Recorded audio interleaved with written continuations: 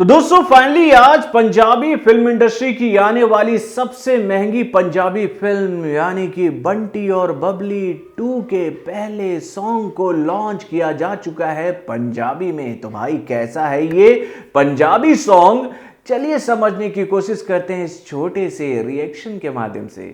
Confuse हो गए क्या? कंफ्यूज या तो हम भी गए थे मेरे भाई। हम तो इस फिल्म के बारे में यही जानते थे कि ये फिल्म तो हिंदी में आने वाली है और इस फिल्म की कहानी को यूपी बेस्ड रखा गया है। लेकिन भैया हिंदी फिल्मों में इन दिनों तो हमारे बॉलीवुड के बड़े बड़े मेकर्स पंजाबी गानों को भर ही डालते हैं। यानी कि एक सवाल, एक केमिकल लोचा मेरे दिमाग में होने लगता है ऐसे गानों को सुनने के बाद अपने बॉलीवुड को लेकर कि भाई हमारे बॉलीवुड के बड़े बड़े मेकर्स को ऐसा क्यों लगता है मेरे भाई कि पंजाबी गानों का रीच जो है वो हिंदी गानों से कहीं ज्यादा है।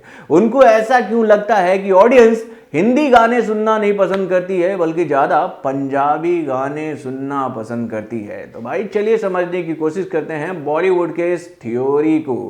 हेलो फ्रेंड्स, मैं हूं नरेंद्र और मैं आपके लिए लेकर आया हूं और एक खास रिएक्शन जो कि जुड़ी है भैया बंटी और बबली 2 के पहले सॉन्ग यानी कि टैटू वालिए तेरे नैन बरांडी वुड का टैटू वालिए ले ले मेरा फरारी मसीड जैगुआर टैटू वालिए।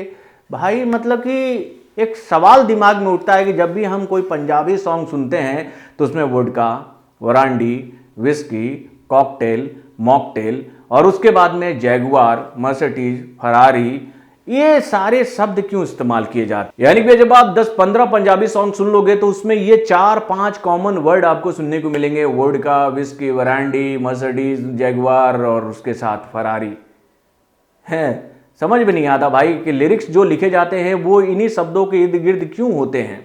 चलिए हो सकता है कि ये शब्द लोगों को अच्छे लगते हों तभी बार बार हमें गानों में जैगुआर, फरारी और मर्सिडीज का ब्रांड सुनने को मिलता है और उसके बाद में वोडका, विस्की और ये सब भी हम सुनते हैं। और भाई ऐसा है कि जब सॉन्ग को आप सुनोगे तो इसमें रानी मुखर्जी की नैनो की तुलना की जाती है विस्की से, वरांडी से और वोडका से। और उसके बाद में इसमें जो दूसरी अदाकारा है यानी कि शर्वरी, वो एक लाइन बोलती हैं और उस लाइन को सुनने के बाद तो भाई मेरे दिमाग में ना अजीब तरह की आवाज आ रहे थे। क्या है यार, मतलब कि गाने के बोल कुछ और, ड्रेसिंग सेंस कुछ और। तेरे घर से भी महंगी है मेरी सूट सलवार और जूती वे। लेकिन उन्होंने पहन क्या रखा है? क्या उन्होंने सूट पहना है, सलवार पहना है, जूती चलो उनके पैर में जूती भी नहीं था मेरे ख्याल से। मतलब मुझे लगता है कि वो पेंसिल हिल वाला उन्होंने सैंडल पहन रखा था। यानी कि जो वो बोल रही है उसमें से वो कुछ भी नहीं पहन रखी हैं, लेकिन गाने में ये बोल में हमें सुनने को मिल रहा है मेरे भाई। मैं यही सोच रहा था कि भैया इसके जो कॉस्ट्यूम डिजाइनर थी उनको क्या पता नहीं था कि गाने के बोल क्या है, और या फिर ये कहें कि भैया डायरेक्टर या फिर क्रिएटिव डायरेक्टर को ये पता नहीं था कि भैया गाने के बोल ऐसे हैं तो इसमें कॉस्ट्यूम कुछ कुछ ऐसा होना चाहिए था। लेकिन कोई बात नहीं, हमारी बॉलीवुड की ये आदत है कि भैया वो क्रिएटिविटी के नाम पर हमारे सर पर लिबर्टी के चप्पल मारते रहती है और भाई हम लिबर्टी लिबर्टी बोल कर बोलते हैं चलो ये लिबर्टी है बॉलीवुड के फिल्मों के लिए।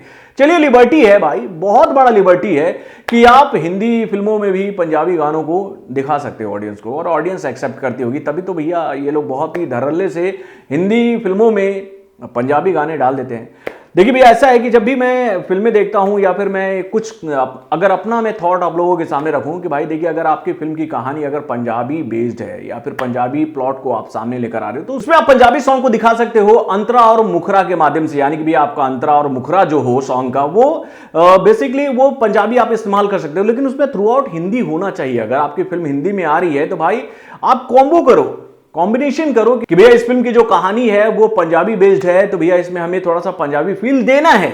लेकिन ये तो भाई ये कहानी जो है वो कहीं से भी पंजाबी है नहीं और ये पूरा गाना जो है वो पूरी तरीके से पंजाबी में हम लोगों के सामने परोसा गया है।